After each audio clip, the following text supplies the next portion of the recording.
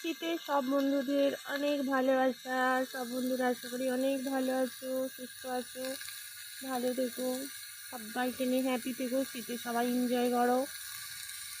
দেখো পানমুসলির একটা তরকারি,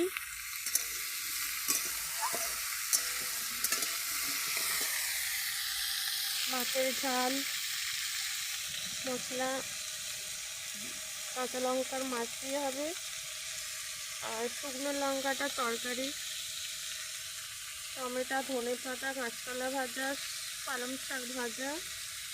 পালং শাক দেখো রোদ করে পালং শাকের কালারটা কেমন লাগছে, মনে হচ্ছে পেকে গেছে, কিন্তু অ্যাকচুয়ালি না, ওখান থেকে সূর্যের তাপটা পড়েছে, তার জন্য মনে হচ্ছে পাকা পাতা।